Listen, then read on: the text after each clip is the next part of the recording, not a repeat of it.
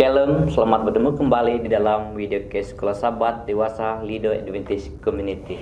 Di dalam pelajaran Sabat yang ke-10 ini, saya Salas Niong selaku pengacara dan bersama-sama saya ialah Pastor Gereja Daerah Kapayan, itu Pastor Eri Medius. Selamat datang Pastor, terima kasih karena sekali lagi bersama-sama dengan kami dalam perbincangan Sekolah Sabat yang ke-10 ini.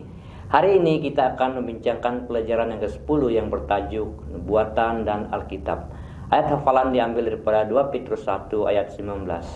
Oleh itu, kami lebih yakin lagi akan perkabaran yang diisytiharkan oleh nabi-nabi. Sebaiknya kamu perhatikan perkabaran itu, karena perkabaran itu seperti pelita yang bersinar di tempat gelap, sehingga fajar menyingsing, dan cahaya bintang fajar bersinar di dalam hati kamu. Sementara kita mempelajari surat-surat Petrus, kita akan mendapati betapa Petrus mempunyai keyakinan dan kepastian akan apa yang dia tuliskan. Mengapa dia yakin dan pasti akan apa yang dituliskan? Pertama, dia adalah seorang saksi kepada Tuhan kita Yesus Kristus. Dalam 2 Petrus 1 ayat 8 mengatakan, bukan setiap orang telah menyaksikan Yesus Kristus. Dan yang kedua, lebih yakin lagi akan perkabaran yang diisytiharkan oleh para nabi-nabi. 2 Petrus 1 ayat 19 Petrus merujuk kepada tulisan para nabi sebelumnya, terutama bahagian-bahagian nubuatan yang berbicara tentang Yesus. Yesus dan Petrus mengambil berat akan tulisan para nabi itu. Bagaimana dengan Anda? Mari kita berdoa. Bapa kami yang bertakhta di dalam kerajaan surga, kami bersyukur dan terima kasih kesempatan yang Kau berikan kepada kami pada kali ini untuk mempelajari lagi firman-Mu melalui pelajaran Sekolah Sabat di dalam pelajaran yang ke-10 ini. Kiranya berkat-berkat daripada Tuhan di sorga Engkau kurniakan kepada kami, dan biarlah Engkau curahi kami dengan kepintaran dan kebijaksanaan, agar apapun yang kami bicarakan di dalam pelajaran Sekolah Sabat yang ke-10 ini, biarlah semuanya itu demi kemuliaan nama Bapa di sorga. Terima kasih Bapa, dalam nama Yesus Kristus kami persembahkan doa ini. Amin. Mari kita melihat topik pertama di dalam pelajaran ini. Yesus di dalam perjanjian lama. 1 Petrus 1 ayat 10 hingga 12 mengatakan seperti ini. Penyelamatan inilah yang dikaji dan diselidiki oleh para nabi, dan mereka bernubuat tentang anugerah yang dikurniakan oleh Allah kepada kamu. Roh Kristus ada pada diri para nabi, dan roh itu bernubuat tentang penderitaan yang terus ditanggung oleh Kristus dan tentang kemuliaannya yang akan menyusul. Para nabi berusaha mengetahui masa dan bagaimana hal itu akan berlaku. Allah beritahu nabi-nabi itu bahwa apa yang dilakukan mereka bukanlah untuk kepentingan mereka sendiri, tapi untuk kepentingan kamu.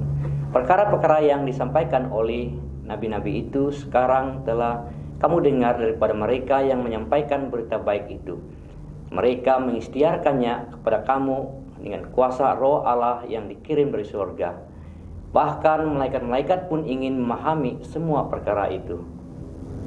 Oke Pastor, soalannya di sini ialah bagaimana Petrus mengaitkan surat tulisannya kepada para nabi yang terdahulu?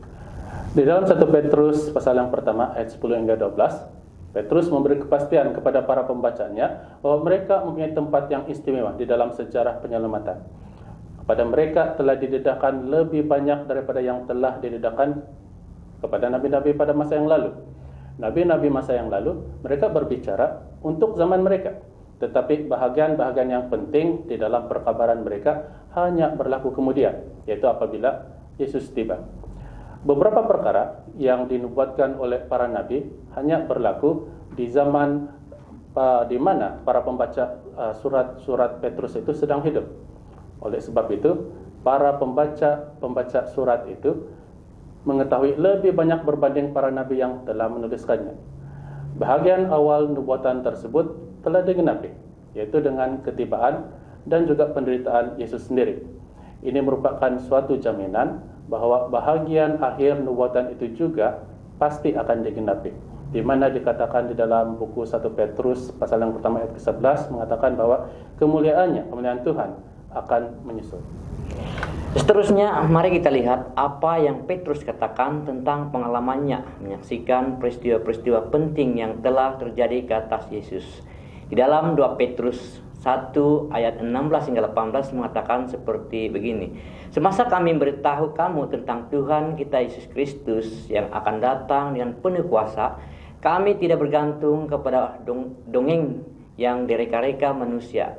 Dengan mata kepala sendiri kami melihat kemuliaan Kristus. Kami di sana ketika Dia dihormati dan dimuliakan oleh Allah Bapa. Pada waktu itu terdengar suara daripada Yang Maha Mulia berfirman kepadanya, "Inilah anakku yang aku kasihi, dia menyenangkan hatiku." Kami sendiri mendengar suara itu dari surga ketika kami bersama-sama Dia di atas gunung yang suci itu. Oke, Pastor, soalannya di sini ialah Petrus mengatakan yang dia memiliki iman di dalam Yesus. Boleh Pastor terangkan apa bukti Petrus mengatakan demikian? Di samping nubuatan-nubuatan yang merupakan sudah sesuatu yang pasti, Petrus juga merupakan saksi kepada banyak perkara yang dia sendiri telah tuliskan. Menurut Petrus, agama Kristen ataupun Christianity itu tidak berdasarkan dongeng yang direka-reka oleh manusia, tetapi bergantung kepada perkara sebenar yang telah berlaku di dalam sejarah, yaitu perkara-perkara yang banyak kali Petrus sendiri telah saksikan. Dan Petrus telah bersama-sama dengan Yesus di dalam semua ataupun hampir semua peristiwa-peristiwa penting di dalam kehidupan dan pengenalan Yesus sendiri. Daripada mukjizat penangkapan ikan sehingga melihat Yesus selepas kebangkitannya, Petrus telah menyaksikan semuanya itu. Kemudian Petrus menekankan suatu peristiwa yang dia sendiri telah saksikan di dalam surat dia. Dan peristiwa itu adalah peristiwa di mana Yesus telah dipermuliakan. Pada waktu itu, Yesus membawa Petrus, Yakobus, dan Yohanes ke atas suatu bukit untuk berdoa. Ini dalam Lukas pasal ke-9. Di sana Petrus melihat sendiri bagaimana Yesus telah dipermuliakan. Wajah dan pakaiannya bersinar. Dan kemudian dia disertai oleh Musa dan Elia. Lalu kedengaran suara yang mengatakan, "Inilah anakku yang aku kasihi. Dia menyenangkan hatiku. Dengarkanlah dia." Oleh itu, iman Petrus berdasarkan segala sesuatu yang dia telah alami bersama-sama dengan Yesus, bukan suatu iman yang tidak original. Pastor, apa maksud Petrus bila dia menuliskan tidak seorang pun dapat mentafsirkan nubuat di dalam Alkitab menurut pendapat sendiri? Dalam ayat berikutnya kita akan mendapati bahwa Petrus dia menjelaskan mengapa dia menuliskan seperti itu. Petrus sebenarnya dia sedang menuliskan itu kepada para Kristen yang sedang bergumul dengan para nabi ataupun para guru-guru palsu. Ini dalam 2 Petrus 2 ayat yang pertama. Petrus mendesak para pembaca dia untuk menerima hanya interpretasi seluruh komuniti orang percaya dan bukan orang-orang persendirian, seperti mana yang diajarkan oleh para nabi dan para guru palsu ini. Apa kesimpulan yang kita boleh buat untuk pelajaran kali ini, Pastor? Oke, saya pikir kesimpulan yang kita boleh lakukan adalah bahwa Petrus dia menyatakan pengalaman-pengalaman pribadi dia sendiri sebagai suatu dasar kepercayaan kepada Yesus. Oke. Dia juga menyatakan bahwa lebih daripada pengalamannya sendiri, firman Tuhan itu melalui nubuatan harus memberikan kepastian yang besar berbanding pengalamannya sendiri. Karena nubuatan-nubuatan itu sendiri telah diinspirasikan oleh Roh Tuhan. Demikianlah berakhirnya perbincangan sekelas sahabat kita kali ini. Dan untuk mengakhiri perbincangan kita pada sahabat ini, mari kita sama-sama berdoa. Dan untuk itu saya jemput Pastor Riri untuk memimpin kita di dalam doa. Oke, mari kita berdoa. Tuhan yang bertakhta dalam kerajaan surga, kami bersyukur untuk firman-Mu yang kami telah pelajari melalui sekolah sahabat. Kami mohon agar Engkau terus menyertai setiap satu kami untuk mempelajari firman-Mu di waktu-waktu yang lain. Terima kasih Engkau mendengarkan doa kami. Di dalam nama-Mu kami sudah berdoa. Amin. Amin. Terima kasih Pastor. Sama-sama.